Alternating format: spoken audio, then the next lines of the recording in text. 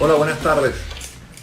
Continuando con la serie de entrevistas que estamos haciendo a través de este medio del Instagram y de esta conexión en vivo, hoy tenemos como invitado al profesor Enrique Larrañaga, ¿okay? Mientras se conecta, no sabía, tiene máster en Environmental Design en la Universidad de Yale, también estudió en Yale en 1983. Enrique Larrañaga es profesor de la Universidad de Simón Bolívar, ¿okay? Desde el 78 hasta el 2006. ¿Okay? No, no veo el live en Instagram, ya estoy conectado. Enrique, si puedes tratar de seguirnos. ¿Okay? Es a través de Norte Obras Civiles que nos están conectando. Estamos transmitiendo desde Norte Obras. Aquí se conectó el profesor Larrañaga, Enrique. Okay, vamos a invitarlo. Aquí está. Okay, mientras le acepta la invitación, sigo leyendo parte de su currículum. Ejerce desde el 78 al 2006, profesor de la Universidad Simón Bolívar. Hola Enrique, buenas tardes. Hola, hola a todos. ¿Cómo estás? ¿Qué tal? Bien. Bien, te oigo, esta vez te oigo creo que perfecto, la verdad, y bien nítida la comunicación. Chévere. Díganos, no lo digas muy alto por si acaso. Sí, en estos días de comunicación de problemas de wifi está difícil. Sí. Mira, mientras se conectan tus seguidores o nuestros seguidores del Instagram o los que quieren saber de tu ejercicio, de tu vida profesional, hablemos de un poco de tu currículum. Arquitecto de la Simón Bolívar del 77. ¿Okay? Sí, esa fue la primera promoción de arquitectura en la Bolívar. O sea, y cum laude, eres cum laude de la Bolívar. Sí. ¿Cómo se hace? ¿Cómo se hace para ser cum laude en arquitectura? ¿Qué? Bueno, salió. De hecho, yo nunca le prestaba demasiada atención a las calificaciones. Si hubiera estado más pendiente, hubiera podido meter algún curso adicional de arte o literatura, lo que en la Simón Bolívar se llaman estudios generales, y hubiera podido a lo mejor llegar al summa cum laude. Pero eso me lo dijeron todavía cuando más. ya no tenía tiempo. Sí, porque estaba como en el límite superior del cum laude. O sea, lo he podido empujar, pero como te digo, no, la verdad es que yo nunca le prestaba demasiada atención a eso. Entonces, no, o sea, me quedé en cum laude. Tampoco ayuda para tanto, o sea, engorda el currículum, pero en realidad no te aporta mayormente nada. No ayuda, pero es simplemente refleja alguna dedicación, Bueno, algún suena esfuerzo. chévere. Suena chévere nada más. Suena chévere. Y ¿No trae más proyectos para tu vida profesional? No. Pero No, también, porque yo creo que particularmente en nuestros países, creo que no tenemos el monopolio, pero la arquitectura es una profesión que funciona mucho más por relaciones que por credenciales. Y entonces el cum laude ayuda, por ejemplo, en el mundo académico, donde por otra parte operan otros criterios que a mí no me interesan demasiado, como acumulación de títulos, diplomas, cursos que hayas tomado, ese tipo de cosas. Yo creo que eso en realidad, otra vez, abulta el currículum, pero no necesariamente te hace mejor o peor profesor ni comunicador, ¿no? Pero sí, esas cosas tienen peso en el mundo académico, pero creo que en el mundo laboral no. Creo en tu currículum tienes varias frases como interesantes, curiosas, que Enrique Larrañaga, para definirlo, sería arquitecto de formación, docente por pasión, diseñador urbano por dedicación, ciudadano por decisión y caraqueño por profesión. Profesión de fe. de fe, dicen que entre, Sí, porque hay que quererla mucho, ¿no? Sí, sí. O sea, el tema por cierto, por viendo tu currículum también, tampoco sabía, máster en Environmental Design en la Universidad de Yale. O sea, un Sí, tipo excelente que sale de unos muy buenos estudios de la Bolívar y sale a estudiar en Yale y te graduaste en el 83. en el 83, sí. ¿Qué Yo tal esa experiencia? trabajé, o sea, yo empecé en Yale en el 81, lo cual quiere decir que tenía 4 años de cierto ejercicio profesional, Ujú. fundamentalmente en concursos, y 3 años de ejercicio docente en la Simón Bolívar, porque yo empecé a dar clases al año siguiente de graduarme. Estuve un año en la calle, empleado en la oficina de Carlos Celis Cepero, en uno de los múltiples proyectos para la adecuación, recuperación, que como tantos otros no llegó a nada. Entonces yo había estado ya como estudiante en la oficina de Carlos Celis y mi primer año después de graduado estuve también en esa oficina hasta septiembre de 1978 que empecé a dar clases en la Simón Bolívar. Tuve un trimestre, la Simón Bolívar funciona por trimestres, es decir, de septiembre a diciembre, tratando de manejar el empleo a tiempo completo en la oficina de Carlos Celis y la docencia, y la verdad es que se hizo muy cuesta arriba porque tenía que reponer Las dos. cosa que generalmente Uy, uno se está hace en su cortando. oficina privada, ¿no?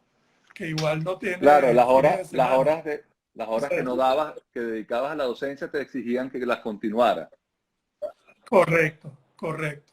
Yo creo que ¿Qué? eso lo hace uno en su oficina particular, pero se te hace más pesado cuando estás trabajando para otro, ¿no? Yo creo que por Claro. eso la cuarentena de repente se nos hace más llevadera a los arquitectos, porque tenemos siempre horarios más erráticos, los fines de semana siempre son relativos, entonces se nos hace como más llevadero, ¿no? Tú trabajas de tu casa. Bueno, desde hace unos años sí, teníamos la oficina en Chuao, vivimos en el Cafetal y Ajá, teníamos la pausa, oficina perdón. en Chuao. Teníamos. ¿Qué es Bueno, eso de teníamos porque tenemos 5 años quiénes? sin trabajo oficial. No, pero Teníamos ¿quiénes eran las personas? Vilma Obadía y yo, que somos, como siempre decimos, socios integrales. O sea, compartimos trabajo, casa, vida, perros y deudas, todo lo que tenemos. Y desde O las deudas son tuyas. 1988 tenemos, trabajamos juntos en una relación profesional que comenzó un poco como concubinato y se formalizó en 1993. Y desde entonces tenemos la oficina. La sede oficial de la oficina está en Chuao, todavía está ahí, pero tenemos ya una buena cantidad de años sin trabajo oficial. Entonces estamos en la casa, desde donde se puede hacer lo que básicamente estamos haciendo, que es algo de investigación, escritura, alguna participación docente, ese tipo de cosas, y algún intento de proyecto que ha habido también se ha podido desarrollar en la casa porque lamentablemente no han prosperado a proyectos que requirieran entonces, tú sabes, tener personal, ese tipo de cosas. Creo que si aparecieran, es altamente probable de todas formas que trabajáramos en casa, sea que mantengamos el apartamento donde vivimos o que adecuáramos la casa donde está la oficina para también poder vivir allá, porque no seríamos los únicos. Hay mucha gente que Es, es lo que te iba a comentar. Yo diría un altísimo porcentaje de las profesiones, sobre todo de los arquitectos que uno conoce y sí, que uno contacta, que uno se reúne y le dedica tiempo y proyectos, están muchísimos de ellos trabajando desde sus casas Y ahora con la pandemia, bueno, todos estamos aprendiendo a trabajar desde casa. Inclusive Claro, a trabajar con las uñas y herramientas, la comunicación es cada vez más difícil. claro, Pero estamos, y sobre todo por el mal estado de las redes en Venezuela. Pero es fascinante, es todo un mundo para uno que es del siglo pasado, literalmente. Es todo un aprendizaje. Yo el viernes participé en unos jurados de tesis en la Universidad de Miami y fue muy interesante porque creo que de las 8 o 10 personas que estábamos en el jurado, únicamente 2 o 3 estaban en Miami.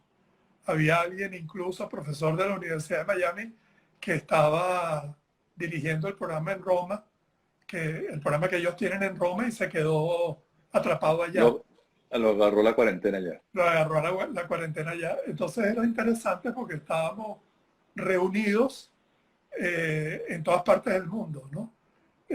Incluyendo a los estudiantes que también estaban haciendo sus presentaciones a distancia y usando una serie de plataformas que me parecieron muy interesantes porque no solamente era Zoom, que fue la que más utilizamos, sino una cosa que se llama Concept Board, que Esa no la permite, conozco.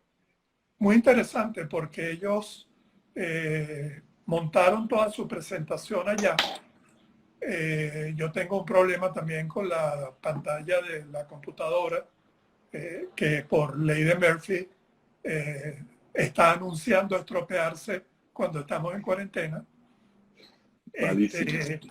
Entonces pasé este concept board a un segundo monitor, pero Zoom no te permite pasarlo a un segundo monitor. Entonces yo iba viendo lo que los estudiantes estaban presentando en un PowerPoint en Zoom, pero en realidad lo iba chequeando para poderlo ver bien y a mayor escala en este concept board. Y uno de los estudiantes hizo la presentación por concept board e incluso le permitió poner flechitas en determinados sitios y resaltar, o sea, intervenir incluso los dibujos que le estaba presentando. Pareció muy Oye, interesante, toda una manera o sea, todo un aprendizaje nuevo, ¿no? sí, es curioso. Y que tú que te defines en tu currículum como docente por pasión, fíjate, ha sido invitado, conferencista y jurado de casi todas las escuelas de arquitectura de Venezuela, Sí, entre ellas muchas del mundo, entre ellas Buenos Aires, Syracuse University, University of Miami, o la University of Singapore, Cornell University, University of Melbourne, Arquitectura Association of London, Harvard University. Perro, o sea, le has dado la vuelta al sí, mundo un con el tema poquito, docente, con el tema sí, docente. Y quizás fundamentalmente. ahí la pregunta global. La formación Venezuela, Harvard, Argentina, Miami, notas alguna que alguna cosa distinta? ¿Es la misma formación, los mismos niveles, Eh, calidad? bueno, yo tengo una permeabilidad con la docencia en los Estados Unidos porque la Simón Bolívar la fundaron egresados de Cornell. Entonces el Ujú. modelo que trajeron era un modelo muy Cornell, que en aquel entonces era muy distinto y además era intencionalmente distinto a cómo se manejaba la docencia central. Toda ella se formó como una reacción a todo lo que estaba pasando a final de los 60 en la Universidad Central y específicamente arquitectura. Lo que se hizo era todo lo posible para que no sucediera nada parecido a una renovación. Y entonces se adoptó el modelo de talleres, que es muy usual en la universidad norteamericana, pero era inusual en la universidad venezolana en el momento. Por ejemplo, nosotros siempre tuvimos al menos 2 profesores en cada taller, de manera que se borrara la posibilidad del maestro que te dice cómo hay que hacer las cosas, sino siempre hubiera sencillamente la idea como del mentor que te aconseja, pero la decisión es tuya y por lo tanto la responsabilidad es tuya. Eso es un modelo que, como te digo, es muy permeable a la experiencia en los Estados Unidos. Cuando yo he dado clases en Estados Unidos, me he sentido muchas veces como en casa. Particularmente Syracuse, por ejemplo, es también una escuela moldeada a la forma de Cornell, y después cuando estuve en Cornell, bueno, me sentía muy en casa, ¿no? Eso es muy distinto, por ejemplo, en Buenos Aires. No sé en este momento, pero creo que sigue siendo, donde están lo que llaman cátedras, y las cátedras dependen de un maestro que es un arquitecto muy consolidado, etcétera. Y entonces hay una dependencia No sé. de lo que dice el maestro, y de alguna manera el alumno sale moldeado por la presencia del maestro. Y yo siento que a los egresados de ese tipo de sistema les cuesta como un tiempo de desinfección, una especie de cuarentena. Uy, se cortó. No, repite la última idea, porque se cortó Bueno, bastante. estaba diciendo en modelos verticales, digamos, magisteriales, el egresado Para explicarlo, el modelo vertical, ¿cuál es la diferencia entre el modelo vertical vertical o está el el modelo maestro. horizontal?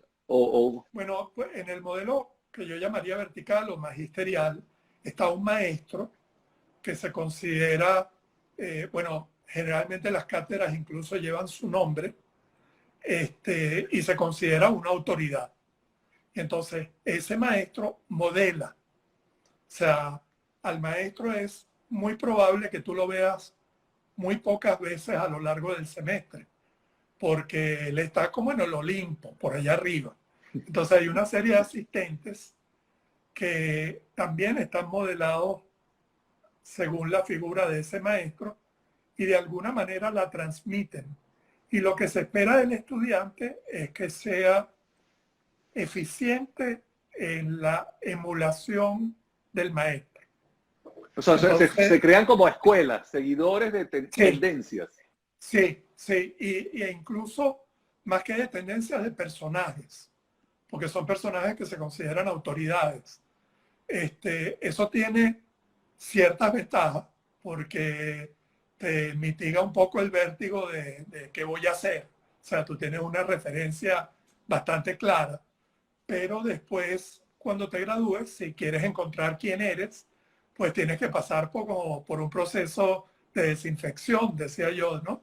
De cómo encontrarte tú sin ser tanto una emulación de ese modelo que se te, vamos a decir, sugería. En realidad hay algo de casi de imposición que debía seguir, ¿no?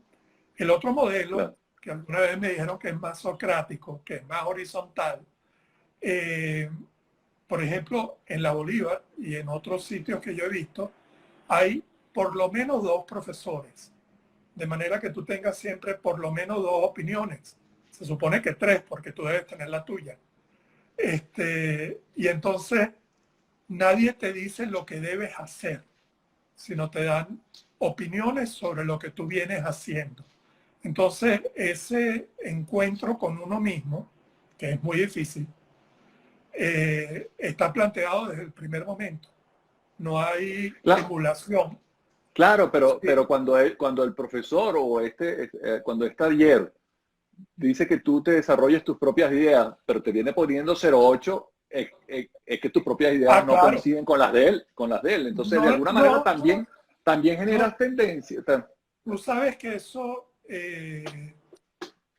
yo pensaba algo parecido cuando era estudiante. Cuando me iba mejor o peor, pensaba, ¿le gustó o no le gustó? ¿No? Exacto. Y desde el momento que empecé a dar clases en ese sistema, porque yo empecé en la Bolívar, donde había estudiado, me di cuenta que no hay ninguna relación. Hay una relación que te voy a comentar, recuérdamelo al final. pero tú Ajá. puedes identificar claramente valores. A veces incluso más fuertemente las fallas de lo que tiende a gustar.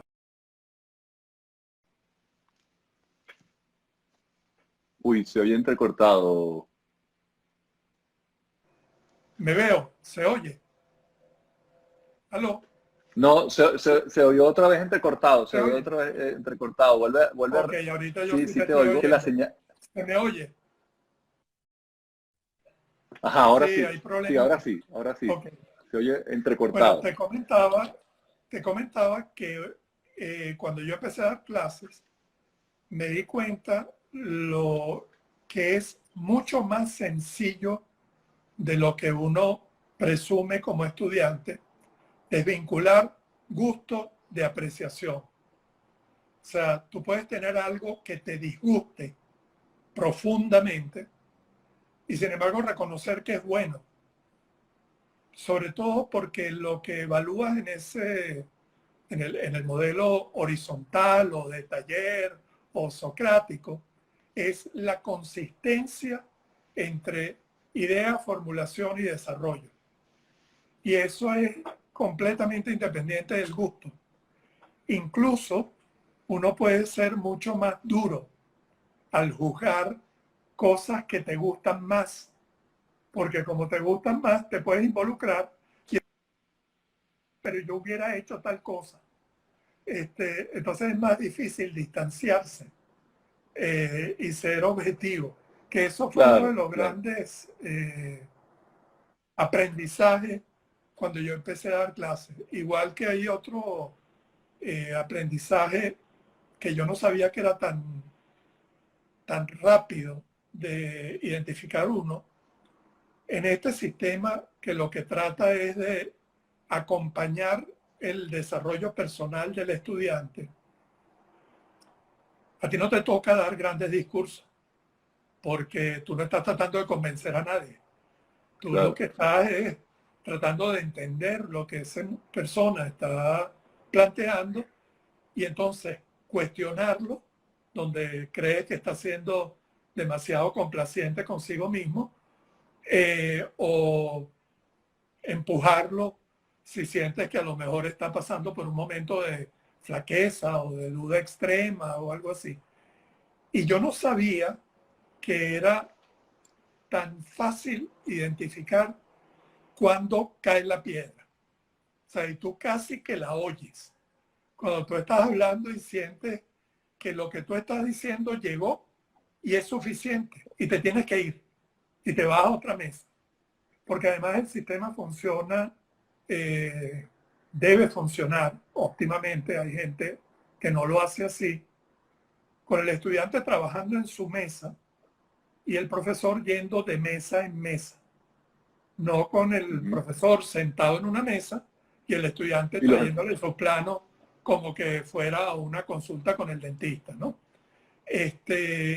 Claro, eso tiene una exigencia que la Bolívar la tiene, otras universidades no la tienen, que es que cada estudiante tenga un tablero sobre el que puede trabajar, tenga un claro. espacio propio. Cuando yo estudiaba, que bueno, la situación del país era muy distinta, etcétera, nosotros, ya que teníamos ese espacio y nos conocíamos y compartíamos, hacíamos las entregas en la universidad. O sea, la semana de entrega nos mudábamos a la universidad.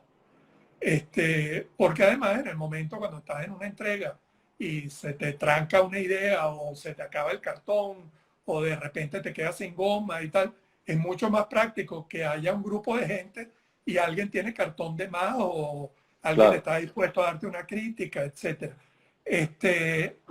Para eso, claro, tienes que tener el espacio.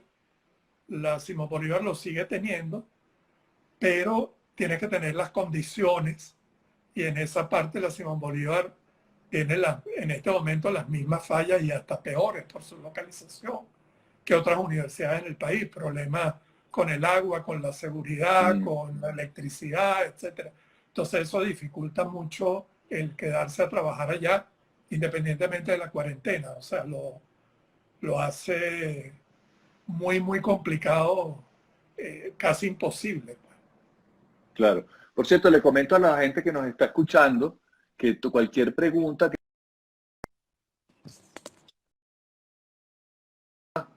Pues, eso no fue ah, que se fue a negro, fue que se me cayó el teléfono. que cualquier pregunta que te quieran hacer, ¿ok? Claro, Bueno, bienvenida a la pregunta. Por ahí hay varias personas claro. de que te siguen. Bueno, las vamos con mi profe. Saludos desde Panamá. No sé si las estás viendo tú por ahí. Estoy Tienes viendo comentarios. muchísimos Sí, no he visto preguntas, pero he comentarios. visto comentarios. Y Bueno, quienes me cualquier conocen pregunta que saben que esté. mejor preguntan y me callen porque si no yo me encadeno. Mira, volviendo a tu trayectoria, has escrito tienes tres publicaciones, lo óptico y lo áptico, obras y Sí, proyectos de Enrique Larrañaga con Bilbao Obadía, Casa Americana y Transiciones. ¿Me puedes sí. hablar Son muy de, de- distintos. Son muy ajá? distintos. Lo óptico y lo áptico es el testimonio a su escala. Tuve que buscar, reconozco que tuve que buscar lo áptico en Google. No lo había oído esa Sí, palabra. sí. Bueno, se ha puesto un poquito más de moda por los aparatos de, ¿cómo se llama eso? De realidad Touch. virtual y ese tipo de Ah, cosas, exacto. porque al tocar puede generar imágenes. Antes de que apareciera todo esto, había una explicación muy clara que es una Uy, sensación áptica, que es se cortó. yo, No, se cortó. una, Hay una sensación. una Ajá, vuelve otra vez emoción, lo de la. una emoción áptica es imaginarse pasar las uñas por un pizarrón. A ti te dicen eso, inmediatamente lo sientes en la columna.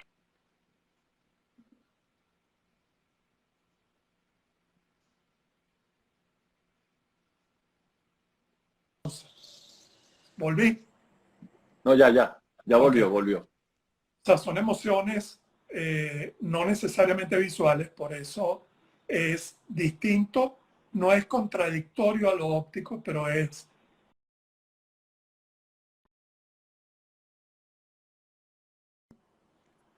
sino de la emoción sensorial corporal que se siente en el estómago, en el Pero, espinazo, pero te son de tus eriza, ¿no? proyectos. Es lo óptico y lo Sí, es áptico es que sobre. te decía, son tres libros muy distintos, Ujú.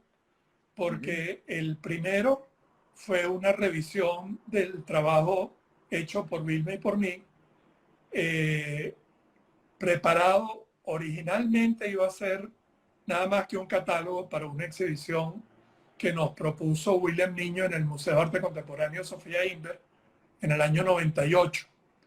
Ajá. Entonces empezó como un catálogo y bueno, Oscar Tenreiro vivió esa experiencia de revisar tu obra, eh, Oscar con mucha más obra, etcétera, pero bueno, La- revisar la obra y empezar a ver que existen unas conexiones de las que tú no te habías dado cuenta. Pensar, por Bueno, pero ejemplo, podemos hablar de eso. Por cierto, es dicen que fue Lucho, muy saludos desde interesante. Bogotá. ¿Quién se metió de Bogotá?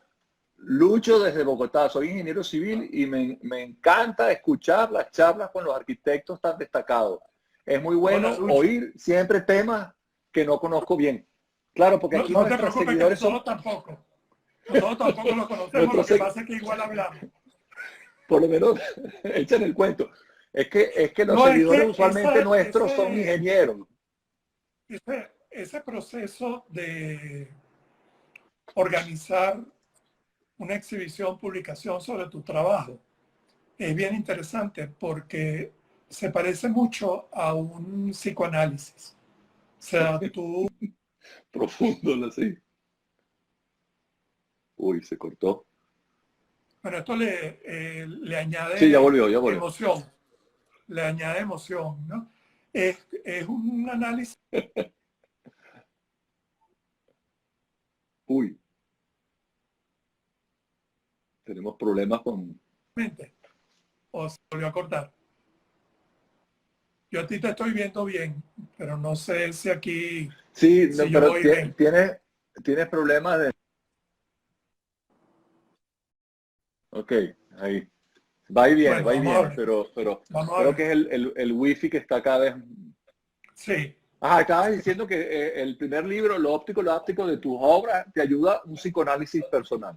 claro, Bueno, claro, pero de Adler, de Wilmer puedes mío, comentar porque, algunas a- conclusiones de ese... Ah, bueno, fue muy interesante porque a partir de ese momento, que además históricamente en el país es significativo, porque la exhibición fue en noviembre del 98 y en diciembre del mm, 98 fueron las elecciones que ganó Chávez. Entonces, ahí, sí, de alguna manera, hay un mundo antes de la exhibición y un mundo después de la exhibición, para nosotros y para todos los venezolanos, ¿no? Cambiaron las fuentes de trabajo, cambiaron los trabajos que uno venía haciendo. Eh, Nosotros ahí pasamos por un bache laboral significativo, y eso permitió como de alguna manera, yo creo que entender algunas cosas que se hicieron más claras al poner todos los trabajos juntos para la exhibición, no todos los trabajos, porque como yo te mandé también en la descripción, nosotros somos de la gente, creo que en Venezuela hay muchos, de los que hemos hecho cantidad de propuestas, muchos proyectos y tenemos muy poca obra, ¿no?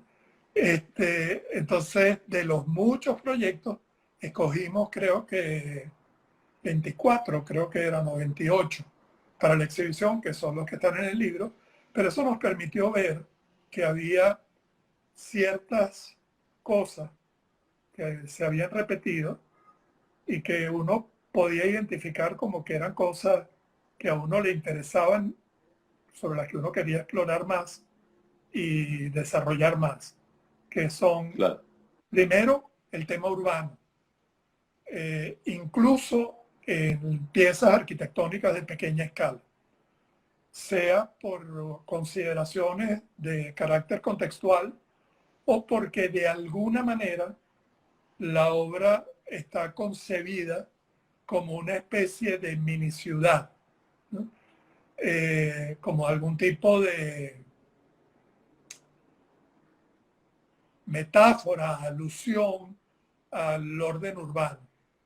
Y otra cosa muy importante que identificamos al compilar los proyectos es que nos interesaba, y ahí tiene que ver un poco lo áptico, pero también hay otra cosa como teórica importante, que nos interesaban mucho más los sistemas que las formas. Eh, y eso anima ambas cosas, el interés urbano y el interés en los sistemas sobre la forma, animan los proyectos más recientes, que eso, algunos han sido publicados, pero muy pocos en el país. Entre Rayas publicó un par de propuestas que hicimos para la gobernación de Miranda y una Ujú, revista en Santo Domingo publicó eh, proyectos que hicimos para la alcaldía de Baruta, ujú. que son proyectos de arquitectura, pero concebidos como sistemas, porque incluso se tomaba como un dato de proyecto que no se contaba con el presupuesto para acometer la obra de una sola vez y que en el caso específicamente de una escuela para artes y oficios que hicimos para la gobernación de Miranda, eh, no se contaba con un programa preciso, porque era una actividad que ellos querían explorar, pero hasta ese momento las escuelas de artes y oficios que ellos manejaban se referían un poco que si a corte y costura, repostería, ese tipo de cosas, y ellos se querían meter a mayor profundidad, que hubiera adiestramiento técnico, mecánico, de construcción. Entonces había como como una nebulosa en cuanto al programa, que nosotros lo aprovechamos en el sentido de proponer un edificio que nunca estuviera terminado, un edificio que siempre se pudiera modificar para, Adaptarlo.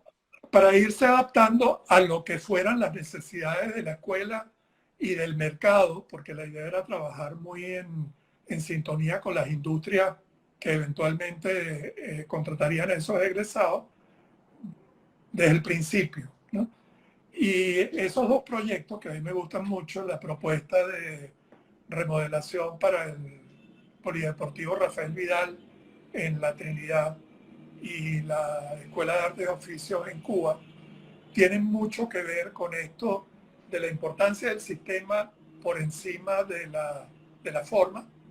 La forma va resultando del sistema, no es al revés, con la relación con la ciudad. Por ejemplo, para el Polideportivo La Trinidad, que desde el punto de vista deportivo prácticamente no tiene ninguna cancha que cumpla con dimensiones Este es el que está ahí legales. El que está cuando uno da la vuelta por los bomberos. En la Trinidad, exactamente, ese polideportivo. por ahí. Ajá. Eso es un rancho, ¿no? Han hecho algunas cosas recientemente como para adecentarlo un poco, pero una de las cosas que nosotros identificamos es que, si bien, como te digo, prácticamente ninguna de las canchas cumple con las medidas reglamentarias, en realidad el polideportivo funciona más como un centro comunitario. Ahí es donde la gente va a caminar en la tarde, es donde se hacen algunos actos de graduación, es donde se reúne la asociación de vecinos, Bailoterapia. bailoterapias, ese tipo de cosas. Entonces, es en realidad, aunque se llame polideportivo, en realidad es una especie de centro comunitario. Y entonces le buscamos dar esa vuelta, creando algunos espacios que hoy en día no tiene para reuniones comunitarias y tal. Y ahí hay entonces también el interés de que el edificio opere como un catalizador urbano, como algo que ayuda a que se genere un carácter urbano en una zona tan suburbana y tan desasistida como por ejemplo la Trinidad.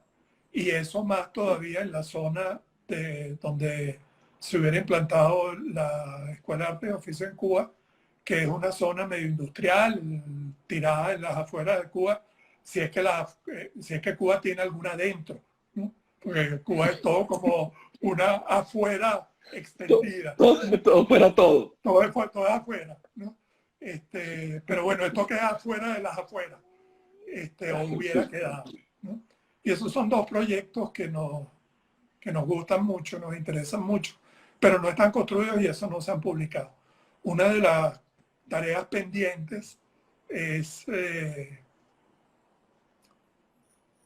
hacer como una segunda versión, seguramente esta vez será digital, de esos proyectos que se quedaron en el tintero, entre los cuales hay Sí, uno ajá. que nos gusta mucho, que ¿Cuál? si alguna vez se resucita, Vilma me dice que eso de mi parte decir eso es demencial, pero bueno, yo lo sigo diciendo, si alguna vez resucita, esperamos contar contigo para que nos ayude con la estructura, que es la sede de la facultad, lo que todo el mundo llama la Facultad de Derecho, oficialmente se llama la Facultad de Ciencias Jurídicas y Políticas de la Universidad Central. Alberto Manrique, justamente Alberto Manrique Ventura, no sé si lo estás viendo, Sí, acaba de claro. preguntarte. Hola, Alberto. Lo estás viendo.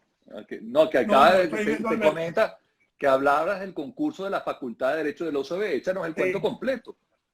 Primero, Uy, no, el cuento el completo, concurso, ¿de qué necesitamos trató el como 7 concurso? lives. Voy a hacerlo muy breve. El concurso fue en el año 86. O sea, el Wow, hace concurso mucho tiempo. fue hace mucho tiempo. El año pasado, como en noviembre, me invitaron de una de las unidades de la central. Me invitaron a hablar de eso, ¿no? Entonces, en 2019 eran 33 años del concurso. Y en 2019 yo cumplí 66 años.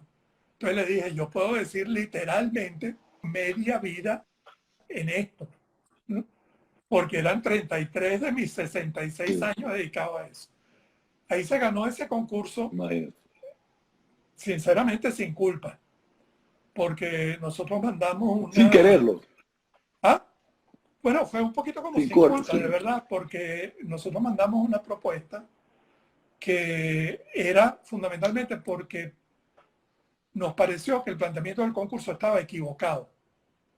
Entonces mandamos una propuesta que fundamentalmente lo que buscaba era denunciar que el concurso estaba mal planteado. Tenía un problema de una ubicación equivocada, estaban tomando como determinante una condición transitoria. Bueno, todo eso requeriría una explicación mucho más larga Más que no larga. viene a cuento. Entonces, mandamos eso. Cuando digo mandamos, ahí yo estaba asociado con Guillermo Frontado. Guillermo en ese momento era coordinador en la Bolívar y además estaba por tener a su hijo varón. Guillermo participó muy poco en ese proyecto. Fundamentalmente lo propuse yo con la asistencia de Franco Micucci, que en aquel entonces era estudiante y era mi asistente Va. en Frontado y Larrañaga en aquel momento. Y entonces mandamos un proyecto de protesta.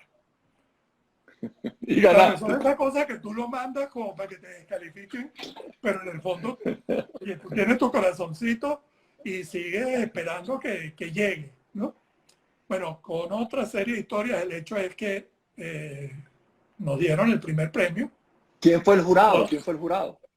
mira, Martín Vegas, Eduardo Mira. Sanabria, Juan Pedro Ah, Posani, el Flaco Álvarez y, oye, no, tremendo no sé, jurado. ya va. Sí, era tremendo jurado. Era tremendo Sí. jurado. Humberto Sardi era el quinto. O sea, era un jurado absolutamente inobjetable. Nos dieron el premio. Como nosotros contradecíamos las bases, algunos participantes promovieron la idea de impugnar el resultado y por algún motivo desistieron de esa idea. Llegamos a un primer anteproyecto que se presentó el concurso, como te dije, fue en 1986. El Sí. primer anteproyecto se presentó en 1988 y lo entregamos en la Facultad de Derecho 2 o 3 días antes de que empezara uno de esos paros eternos. Y ¿Dónde entonces iría ese edificio? iría Físicamente. donde están los galpones al norte de arquitectura, entre arquitectura y el comedor. Ah, ok, ya.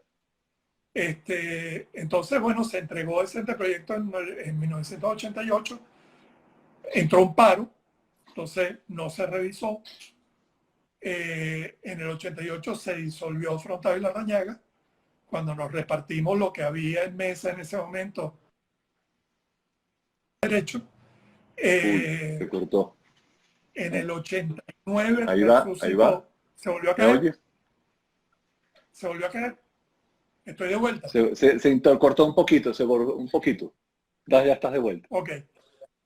En el 88 se entregó el anteproyecto, se quedó parado. En el 89 resucitó, pero los abogados no tenían cómo evaluarlo. Entonces yo les sugerí que formaran una comisión que podría presidir un miembro del jurado y escogieron a Eduardo Sanabria. Entonces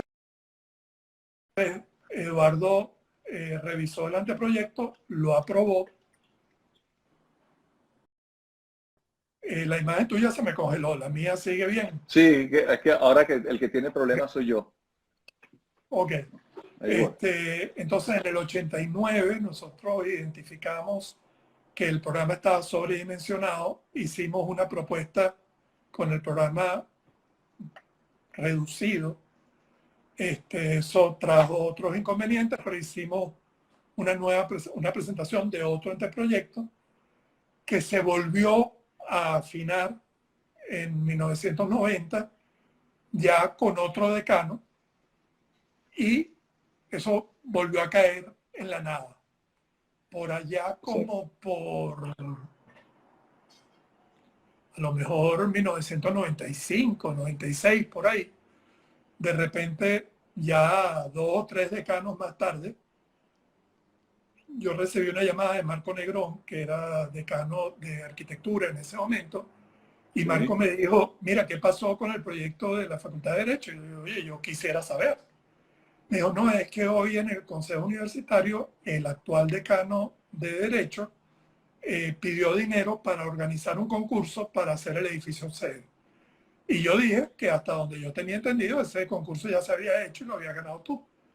Entonces, ¿qué pasó con eso? Entonces, ese decano perdió la reelección, entré en contacto con el nuevo decano, le gustó el trabajo, ese decano volvió a perder. Bueno, haciendo el cuento corto, llegamos al año 2000, cuando, de hecho al año 99, cuando se estaba preparando el plan piloto, el plan rector para la ciudad universitaria que lo exigía UNESCO para aprobar la designación del patrimonio. Y entonces me llamó Juan Pedro Posani, entonces director del Instituto de Patrimonio, y que Juan Pedro había sido miembro del jurado.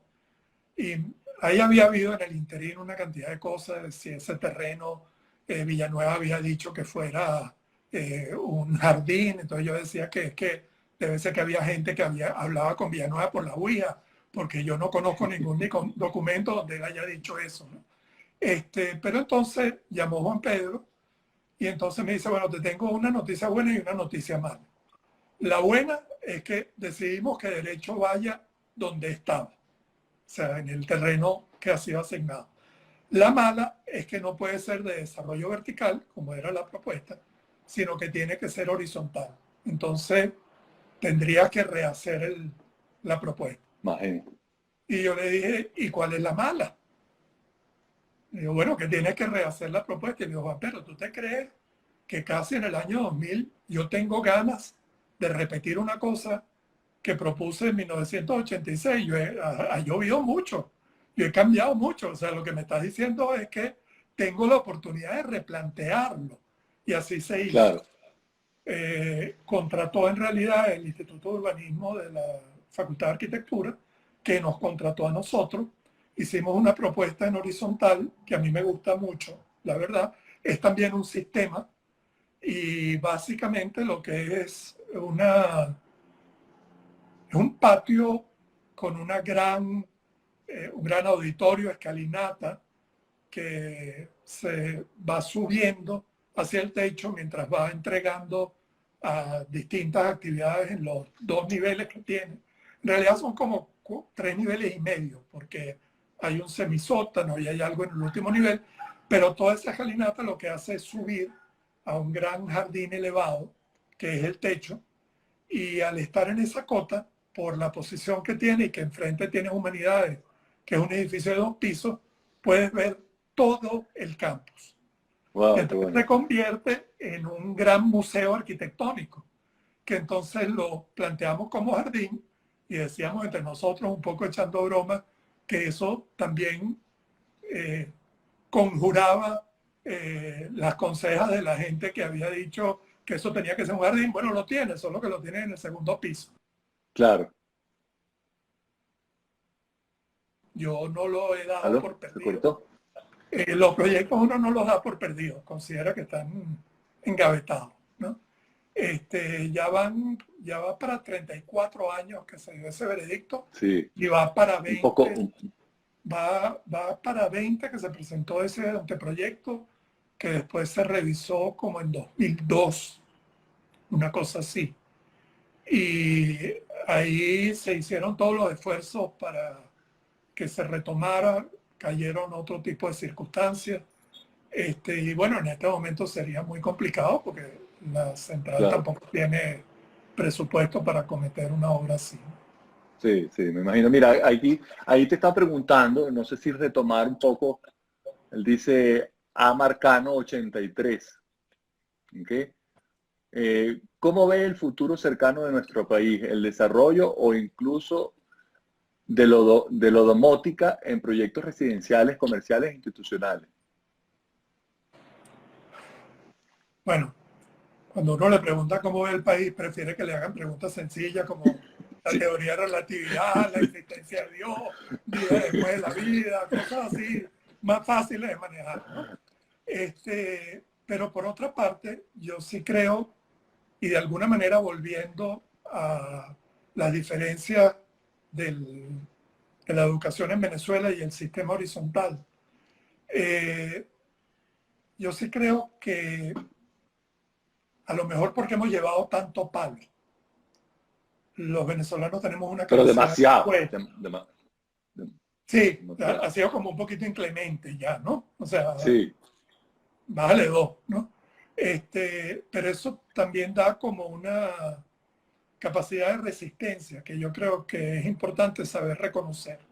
Y eso lo demuestra el éxito que tiene muchísima de la gente que ha emigrado y que llega a lo mejor con un poco lo que yo llamo el Carmen Miranda Factor, que es que tú eres una cosa un poco exótica y funciona con otro.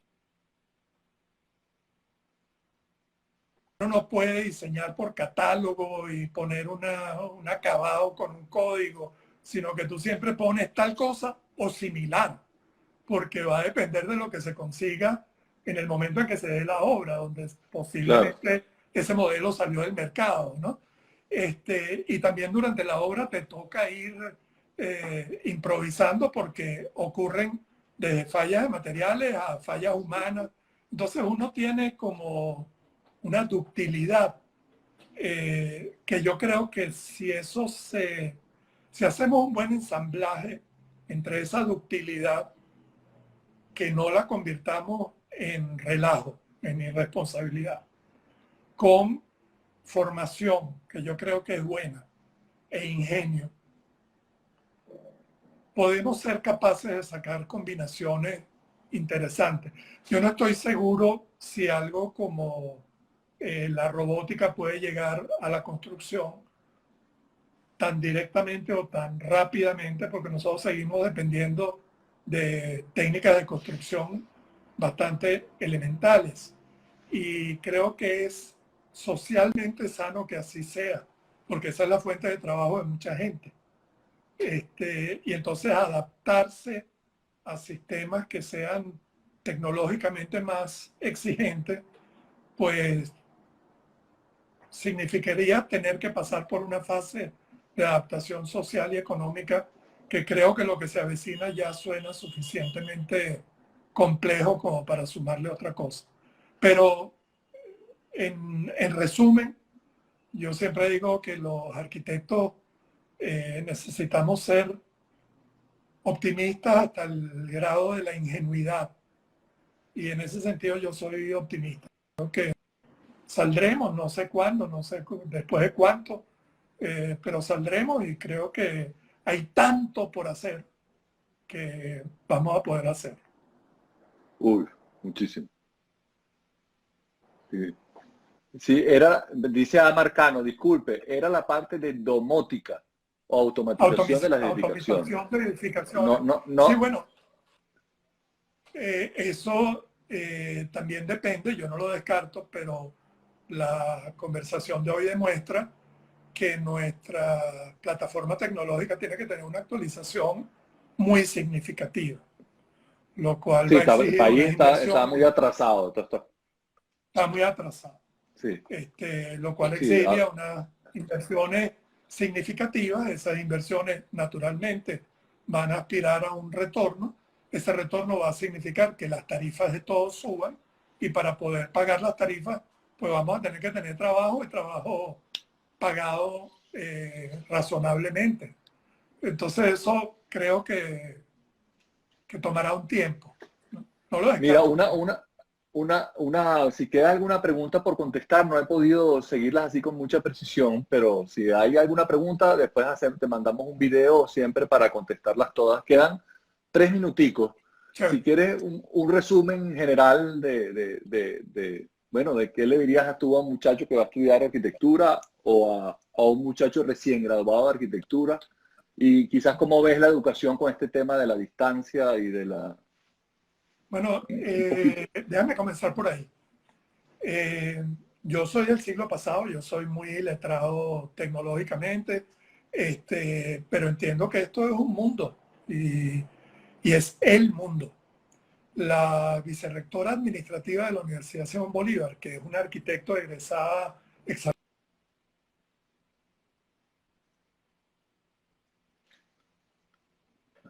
Ajá. Exalumna se cortó. Ajá. Perdón, se cortó. Se cortó. ¿Cómo se llama ella? ¿Aló?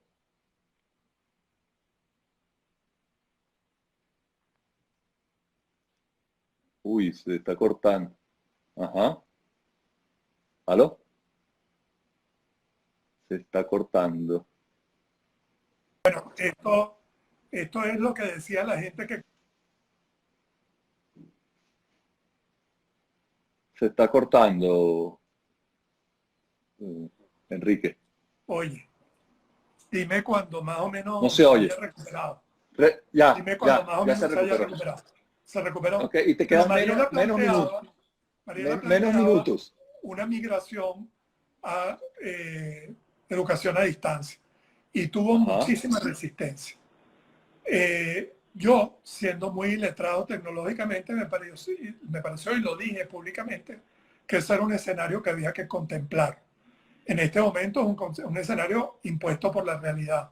En un foro que yo Sí. participé hace 10 días, un puertorriqueño que dirige ahora una escuela en Illinois decía que afortunadamente apareció la realidad para imponer la educación a distancia, porque si eso hubiera habido que discutirlo en una reunión de profesores, todavía estaríamos en eso, ¿no?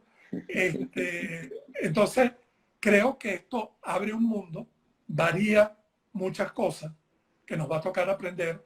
Creo que no sustituye el contacto personal, la interacción uno a uno, el, el porno por computadora tampoco sustituye al sexo, pero Claro. cuando en situaciones de emergencia funciona. El Ayuda. propósito, creo que nos va a tocar acostumbrarnos a eso y creo que de alguna manera la inmensa tragedia que estamos viviendo es nuestra mayor oportunidad, porque hay que hacerle como un reseteo a todo. Tenemos que comenzar por un reseteo por acá. Sacarnos prejuicios y costumbres y resetear la realidad. Y eso creo que puede ser una inmensa oportunidad.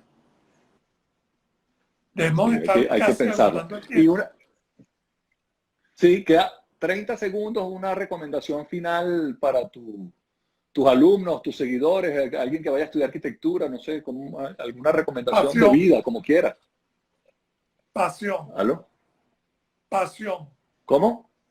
pasión, Para meterle pasión a las pasión. cosas. Todo en la vida vale por pasión. Desde cocinar, amar, trabajar.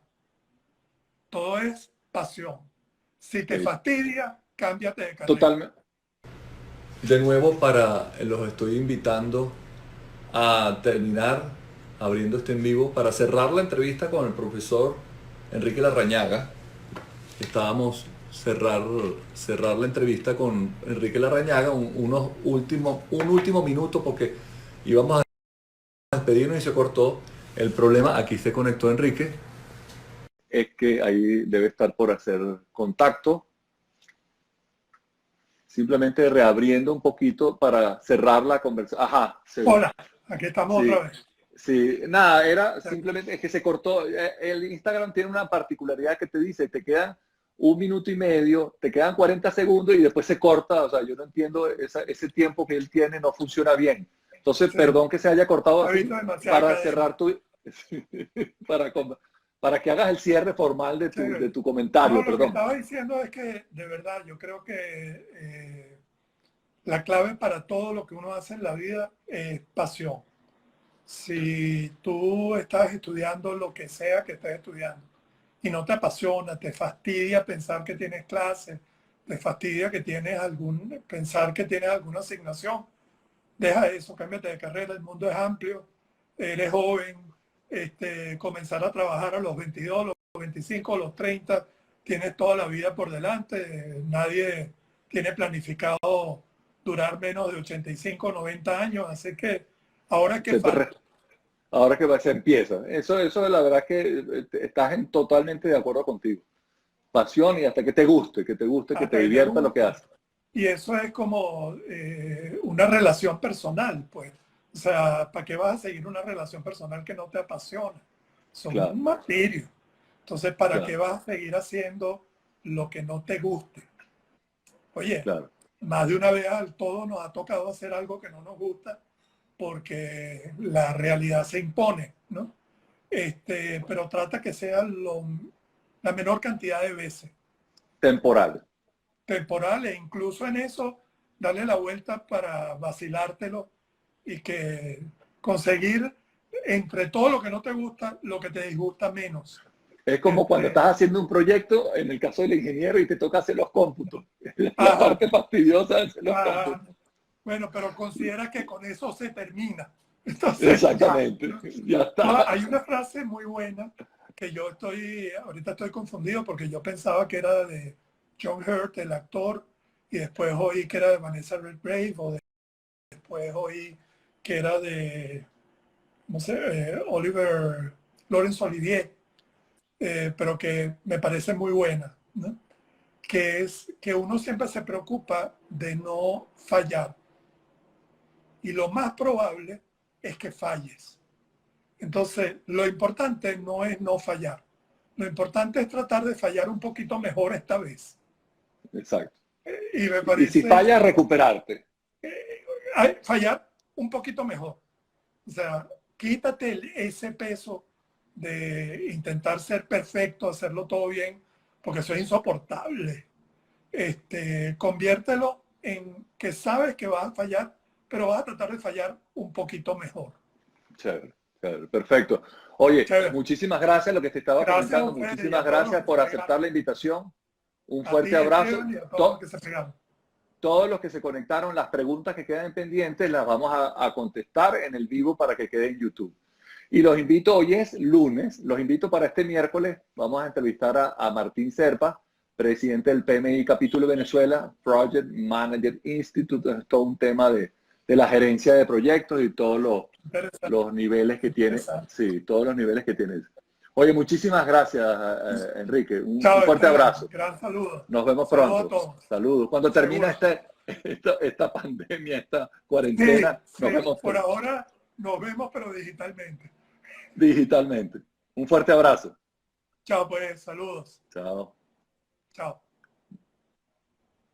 Bueno, les comentaba y a ustedes los espero entonces el próximo miércoles para conversar con Martín Zerpa, PMI, presidente del PMI, Capítulo Venezuela. Un fuerte abrazo a todos. Chao.